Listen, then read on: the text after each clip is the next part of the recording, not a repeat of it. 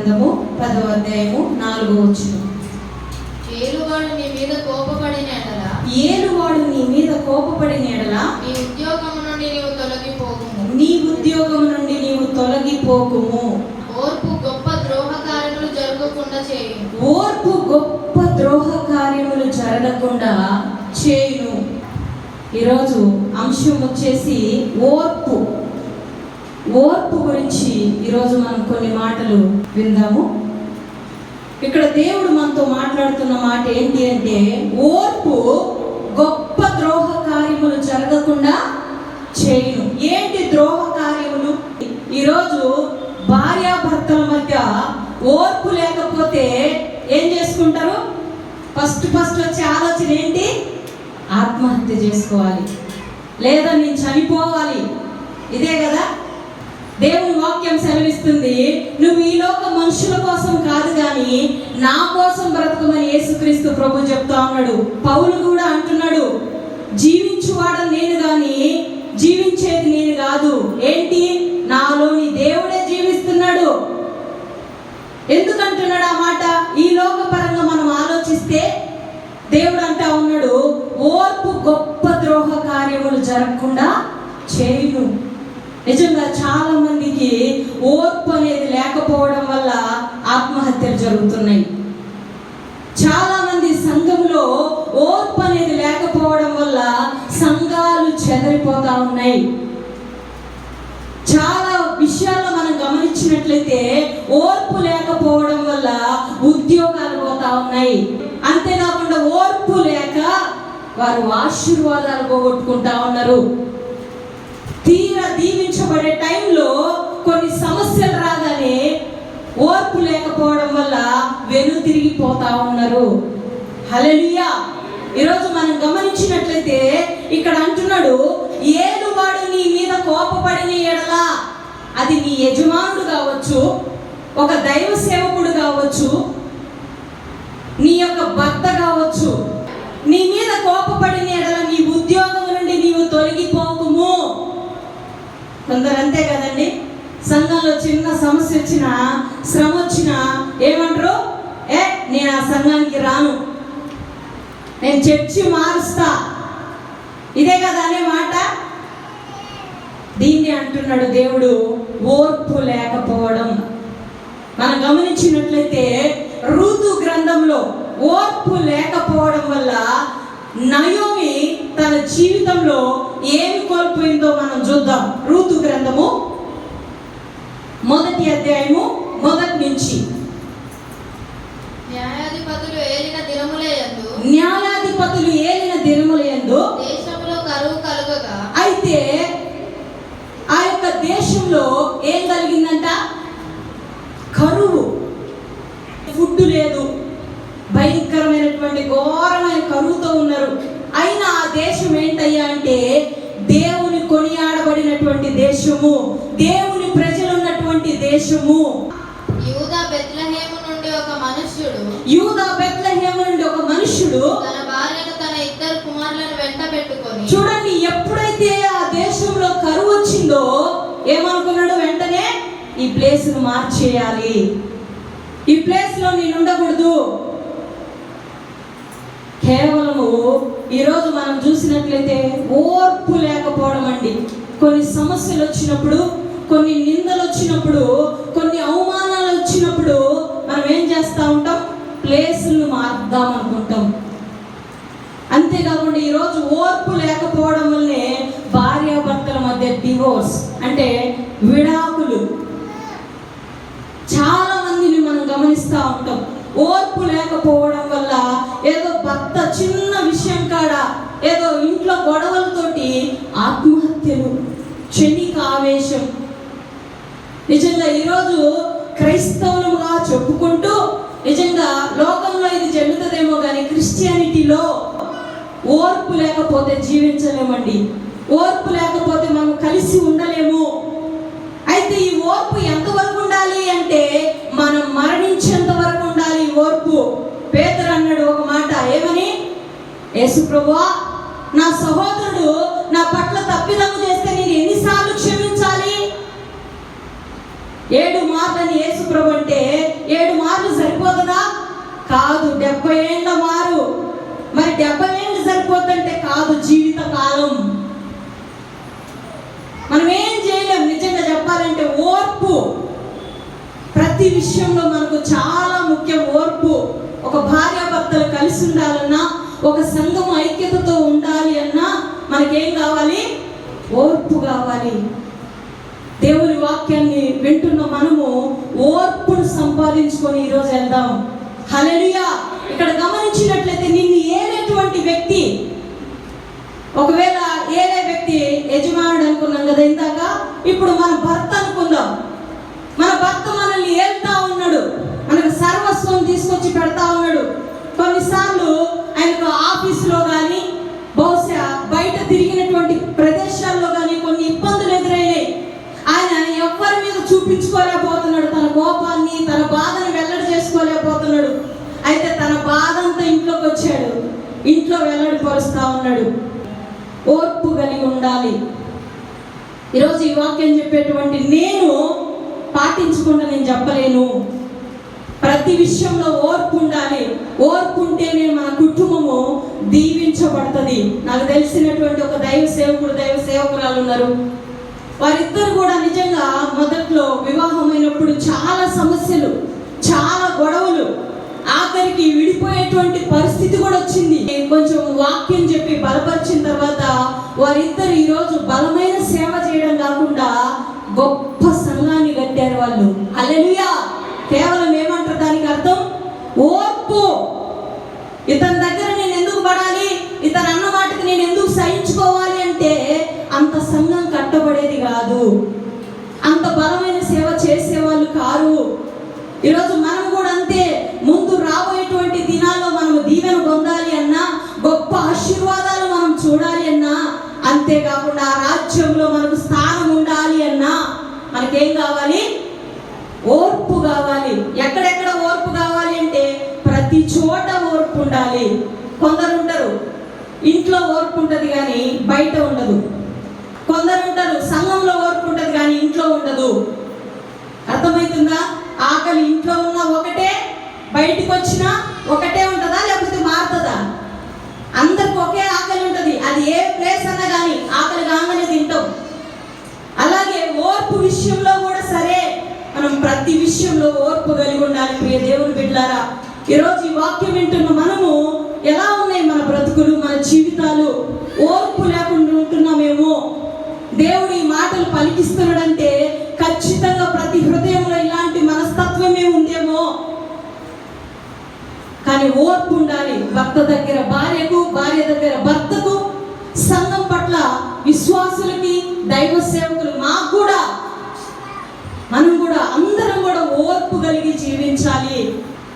మరి ఇక్కడ ఉన్నటువంటి ఒక దైవ సేవకుని మనం చూసినట్లయితే అబ్రహాము కాలంలో, అబ్రహాము 12వ అధ్యాయము మొదటి నుంచి యెహోవా అయితే అబ్రహాముతో అంటున్నాడు, అబ్రహామా నీవు లేచి నీ దేశము నుండి, నీ బంధువుల యొద్ద నుండి, నీ తండ్రి ఇంటి నుండి బయలుదేరి నేను చూపించినటువంటి దేశానికి వెళ్ళుము. నిన్ను గొప్ప జనముగా చేసి నిన్ను ఆశీర్వదించి నీ నామమును గొప్ప చేయుదును. అయితే నీవు ఆశీర్వాదముగా నుండువు. నిన్ను ఆశీర్వదించు వారిని నేను ఆశీర్వదిస్తా, నిన్ను దూషించు వారిని నేను శపించెదను. అయితే అబ్రహాముతో అంటున్నాడు, అబ్రహాముకి అప్పటికి 75 సంవత్సరాలు, తనకు సంతానం లేదు. అయితే అబ్రహాముతో అంటున్న మాట ఏందో తెలుసా? భూమి మీద సంతానాభివృద్ధి నీ నుంచి నేను తీసుకొస్తానంటున్నాడు. అతని వయసు ఎంత ఉంది? చెప్పిన ప్రకారము అబ్రహాము వెళ్ళెను. అయితే లోతు కూడా అతనితో వెళ్ళెను. హారాను నుండి బయలుదేరినప్పుడు 75 ఏళ్ల వాడు అని రాయబడింది. 75 సంవత్సరాలు అబ్రహాముకి. 21వ అధ్యాయము ఆదికాండము మొదటి నుంచి. యెహోవా తాను చెప్పిన ప్రకారము శారాను దర్శించెను. యెహోవా తానిచ్చిన మాట చొప్పున శారాను గురించి చేసెను. ఎట్లనగా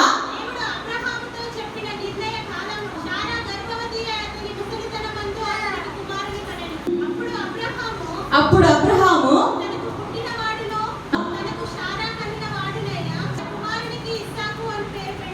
తన కుమారునికి ఇస్సాకు అని పేరు పెట్టెను.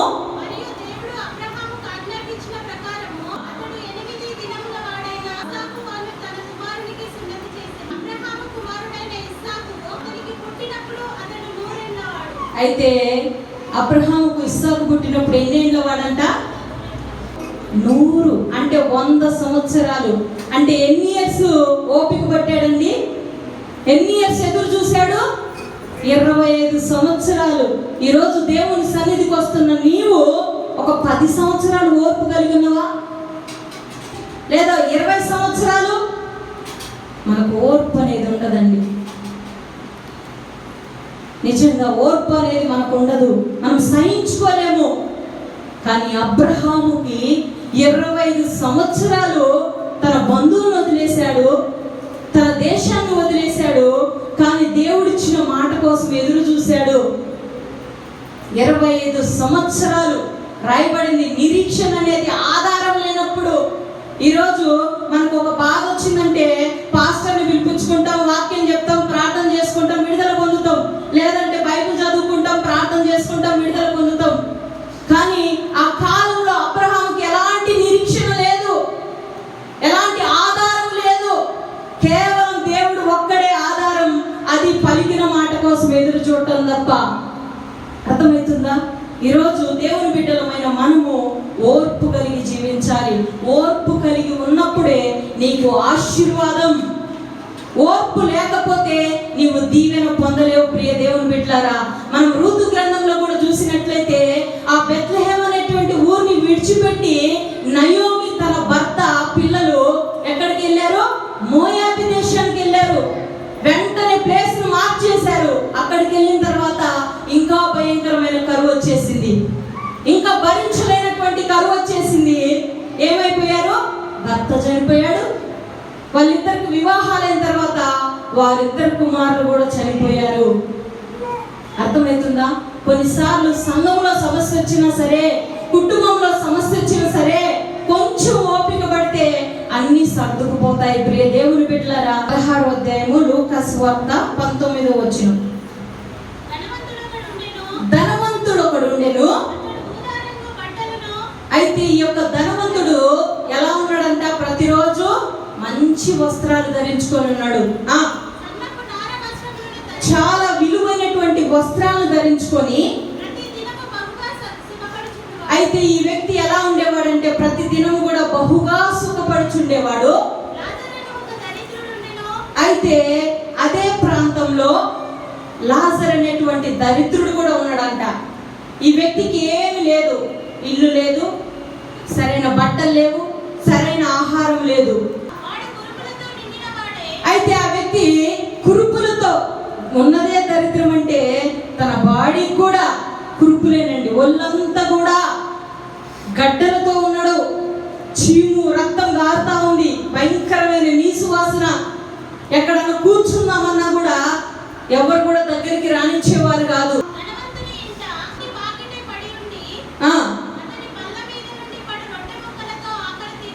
అయితే ఆ ధనవంతుడు ఏం చేసేవాడంటే తిన్నంతసేపు తిని తన దగ్గర కొన్ని కుక్కలు ఉండేవి. ఆ కుక్కల కోసము ఆ రొట్టె ముక్కలు ఇసిరేయగానే కుక్కలతో పాటు వచ్చి ఆ యొక్క లాజరు కూడా వెంటనే ఆ ముక్కలు నేర్కొని తినేవాడు. అంతేకాక ఆ కుక్కలు వచ్చి వాని కురుపులు నాకుతా ఉండేయంట. అయితే ఆ దరిద్రుడు మరణం వరకు కూడా దేవుని యందు ఓర్పు కలిగి ఉన్నాడండి. ఈరోజు మనం ఒక క్వశ్చన్ వేసుకుందాం. మనకే కనుక తిండి లేదు, సరైన వస్త్రాలు లేవు, మంచి గృహం లేదు, అయినా నువ్వు దేవుణ్ణి వెంబడిస్తావా? మనం ఏ ఆశీర్వాదం కూడా పొందట్లేదు, అయినా దేవుని నువ్వు వెంబడించగలవా? మనం వెంబడించలేము. నిజంగా ఓర్పు లేకపోతే మనం ఎవరి దగ్గర పని చేయలేము. ఓర్పు లేకపోతే భర్తతో కలిసి ఉండలేము. ఓర్పు లేకపోతే అత్తమామల దగ్గర కలిసి ఉండలేము. ఓర్పు లేకపోతే వారిని మన పిల్లల్లాగా మనం అంగీకరించలేము. ఓర్పు లేకపోతే సంఘంలో మనం కలిసి ఉండలేము. నిజంగా ఈరోజు దేవుని బిడ్డలు మనం చెప్పుకుంటున్నాం, మనము సంఘంలో ఎలాంటి పరిస్థితులు వచ్చినా సరే ప్రతి విషయాన్ని కూడా మనము అర్థం చేసుకునే వారిగా ఉండాలి. ఓర్పు కలిగి జీవించాలి. ఒక్కరోజు కాదు, 2 రోజులు కాదు, మన మరణం వరకు కూడా. ఈ దరిద్రుడైనటువంటి లాజరు దేవుని కోసం ఎదురు చూశాడు. ఏ రోజుకైనా నా దేవుడు నన్ను బాగు చేయకపోడు, నాకు విడుదల చేయకపోడు అని ఎదురు చూశాడు. కానీ మరణం వరకు కూడా ఎలాంటి స్వస్థత లేదు, ఎలాంటి విడుదల లేదు. అయినా దేవుని విడిచిపెట్టగా గట్టిగా పట్టుకున్నాడు కనుక ఎక్కడున్నాడో చూద్దాం. ఆ దరిద్రుడు చనిపోయి దేవదూతల చేత హల్లెలూయా. ఎక్కడున్నాడంట దరిద్రుడు? పరదేశులో అబ్రహాము రొమ్మును కూర్చొని ఉన్నాడు.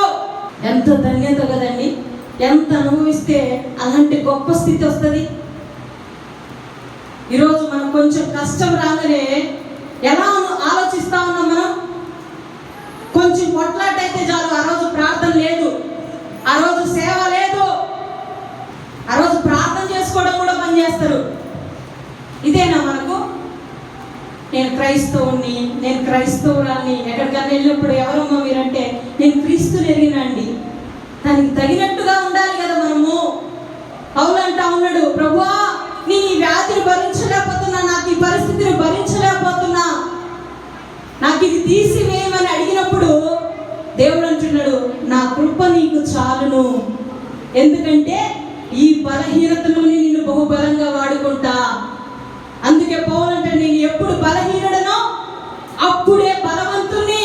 నువ్వు అనుకో, ఎప్పుడైతే నీకు నిందలు అవమానాలు నీ స్థితి మారుతా ఉంటుందో అప్పుడే దేశయ్య నీకు తోడుగా ఉన్నాడు, నీకు బలమైన ఆశీర్వాదం రాబోతుంది అని. ధనవంతుడు ఇష్టానుసారంగా జీవించాడు, నరకంలో పడిపోయాడు. కానీ లాజరు మాత్రం తనకున్నటువంటి భయంకరమైన స్థితిని బట్టి కూడా దేవుని గణపరచడం వల్ల పరలోక రాజ్యాన్ని సంపాదించుకున్నాడు. మీరు అనుకోవచ్చు, ఈ లోకంలో మనము సుఖభోగాలు అనుభవించకపోతే ఎలా అని. నువ్వు ఒకవేళ అనుభవించినా అది కొద్ది రోజుల మట్టుకే. నువ్వు దేవుణ్ణి వెంబడిస్తున్నప్పుడు నీకేం కావాలో ఆయన ఖచ్చితంగా ఇస్తాడు. నీ అవసరాలకు తగినట్టుగా ఆయన ఇస్తాడు. దేవుడే అంటలేదా, మొదట నా నీతిని నా రాజ్యాన్ని మీరు వెదకుడి, మీకు అక్కరగా ఉన్నవి నేను ఇస్తాను అని అన్నాడు కదా. నువ్వు అడగనవసరం లేదు, ప్రభువా నాకు ఇది కావాలి అని. నీ విశ్వాసాన్ని బట్టి, నీ ఓర్పుని బట్టి నీ దగ్గరికి పంపిస్తాడు. నువ్వు అడగకముందే నువ్వేం కోరుకుంటున్నావో, నీకేం కావాలో ఆయనకు తెలుసు. ఎప్పుడు తగిన సమయమందు తగిన రీతిగా దేవుడు మనకు సహాయం చేస్తాడు. ప్రియ దేవుని బిడ్డలారా, అప్పటి వరకు మనం నమ్మకంతో దేవుని దగ్గర ఉండాలి, నిరీక్షణ కలిగి ఉండాలి, ఓర్పు కలిగి ఉండాలి, కృతజ్ఞత కలిగి దేవుని దగ్గర జీవించాలి. క్రైస్తవులమని చెప్పుకోవడమే కాదు, క్రైస్తవులమని తగిన రీతిగా మనం జీవించాలి. కృతజ్ఞత అంటే ఏంటి? యేసుక్రీస్తు ప్రభు 10 మంది కుష్ఠరోగుల్ని బాగు చేశాడు. పోయి మీ దేహాన్ని యాజకునికి కనబరుచుకొని రండి అంటే వెళ్ళారు. 10 మంది బాగైపోయారు. కానీ అందులో తిరిగి వచ్చినటువంటి వ్యక్తి ఎంతమంది? 10 మందిలో ఒకే ఒక్క వ్యక్తి. ఆ వ్యక్తికి కృతజ్ఞత కలిగిన వాడు. మిగతా 9 మంది కృతజ్ఞత లేనివారు. ఈరోజు వాక్యాన్ని వింటున్న మనము కృతజ్ఞత కలిగి జీవిస్తున్న మా దేవునికి కృతజ్ఞత చూపించాలి. దేవుడు అంటాడు, మీరు మానవులందు ఒకరిని ఒకరందు కృతజ్ఞత కలిగి ఉండాలి, దేవునికి ఎల్లప్పుడూ కృతజ్ఞత స్తుతులు చెప్పాలి అంటాడు. మనం మానవుల పట్ల కూడా కృతజ్ఞత కలిగి ఉండాలి. కొన్నిసార్లు మానవ రూపంలోనే కదా మనకు సహాయం అందేది, మనుషుల రూపంలోనే కదా దేవుడు మనకు సహాయం చేసేది.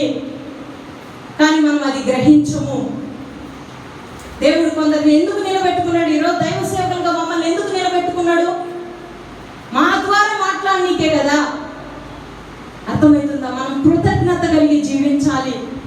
నేను మళ్ళీ గుర్తు చేస్తా, దావీదు భక్తుడు రాజు, ఆయనకి ఎలాంటి కొదువ లేదు, ఆయన మరణం వరకు కూడా కృతజ్ఞత చూపించాడు. మనము మధ్యలోనే వదిలేస్తూ ఉంటాం. మనకెవరు సహాయం చేశారో అది మర్చిపోతూ ఉంటాం. ఎవరు మనల్ని ఈ రీతిగా మనల్ని నడిపించారో మనం మర్చిపోతూ ఉంటాం. నిజంగా కొన్నిసార్లు మనకు వచ్చేటువంటి శ్రమలను బట్టి కూడా వారిని కోపంగా, ద్వేషంగా చూస్తూ ఉంటాం. అది కాదు ప్రియ దేవుని బిడ్డలారా, దాన్ని రోషంగా దేవునిలోకి మార్చాలి. అసలు నిన్ను నన్ను దేవుడు ఎందుకు ఏర్పరచుకున్నాడు? నీలాగా నాలాగా ఎంతో మంది నశించిపోతున్నారు, వాళ్ళని రక్షణలోకి నడిపించమని దేవుడే చెప్పాడు కదా. ఈ రక్త మాంసాల్లో పాలు పొందిన ప్రతి ఒక్కరూ నా మరణం గురించి చెప్పమని. ఇదే 34వ కీర్తన 3వ వచనం, నాతో కూడి యెహోవాను గణపరచుడి, మనమంతా ఏకముగా కూడి ఆయన నామమును గొప్ప చేయదము. మనమంతా దైవ సేవకునితో కూడి ఏం చేయాలంట? మనము యెహోవాను గణపరచాలంట. అంతేకాకుండా ఇక్కడ మనం ఏకముగా కూడి ఆయన నామమును గొప్ప చేయదము. మనమందరం కూడి మనం ఎంతైతే దేవుని గణపరుస్తూ ఉంటామో, దేవుని మహిమపరుస్తూ ఉంటామో, అప్పుడు ఏం జరుగుతుందో చూద్దాం. అప్పుడు మనము మొర పెట్టగానే ఆయన నాకు ఉత్తరం ఇచ్చెను. అర్థమవుతుంది. ఈరోజు మనం ఏకముగా కూడి ప్రార్థన చేసినప్పుడు ఏం జరుగుతుందంట? యెహోవాతో విచారణ చేయగా ఆయన నాకు ఉత్తరం ఇచ్చెను. నాకు కలిగిన భయములన్నిటిలో నుండి ఆయన నన్ను తప్పించెను. ఏంటంట? మనమందరం కలిసి ప్రార్థన చేయడం వల్ల మనకున్న భయాలన్నీ కూడా తొలగిపోతాయంట. హల్లెలూయా! మనకున్న ప్రతి వ్యాధి, ప్రతి బాధ, ప్రతి భయము, ప్రతి సమస్య కూడా తొలగిపోతుందంట. అబ్రహాము ఓర్పు కలిగి ఉన్నాడు, 100 ఏళ్లలో కుమారుని కనగలిగాడు. నయోమి ఓర్పు లేకుండా ఉంది. తన భర్త ఇద్దరు కూడా దేవుని పట్టణాన్ని వదిలిపెట్టుకొని ఏం చేసుకున్నారు? తన జీవితంలో కొన్ని బిడ్డల్ని పోగొట్టుకుంది, భర్తను పోగొట్టుకుంది. అలాగే మనం చూసినట్లయితే తప్పిపోయిన కుమారుడు తన లోకాశల కొరకు తన తండ్రి దగ్గర ఆస్తిని తీసుకొని వెళ్ళిపోయాడు. తండ్రి దగ్గర స్థానాన్ని పోగొట్టుకున్నాడు ఓర్పు లేక. ఓర్పు చాలా ముఖ్యము. మనం సంఘానికి వస్తున్నామంటే చాలా ఓర్పు మనకు ముఖ్యము. అర్థమవుతుందా? ప్రతి విషయంలో మనం ఓర్పు కలిగి ఉండాలి. మనం అంతా కలిసి దేవుని కనపరుద్దాం. మన సంఘానికి అనేక నూతన కుటుంబాలు, అర్థమవుతుందా, ఆత్మల రక్షణ కొరకు మనం ప్రార్థన చేద్దాం. ప్రార్థన చేస్తాం. పరిశుద్ధాత్మ దేవానికి వందనాలు. ఇదిగో ఎంతమంది అయితే వర్తమానాన్ని విన్నారో ఇప్పుడే వారిని తాకండి ప్రభా. ప్రతి బిడ్డను తాకండి ప్రభా. యేసుక్రీస్తు నామములో సంపూర్ణ విడుదల, స్వస్థత, దీవెన మీరు దయచండి. ముద్రించి బలపరిచి వాంఛను తీర్చండి. ప్రతి ఒక్కరిలో తీర్చండి ఆయన. ఎవరైతే అప్పు సమస్యల్లో ఉన్నారో విడుదల దయచండి. ఆశీర్వాదాలు లేకున్నారో ఆశీర్వదించండి. వ్యాధి బాధ నుండి ఇప్పుడే స్వస్థపరచమని అడుగుతున్నా.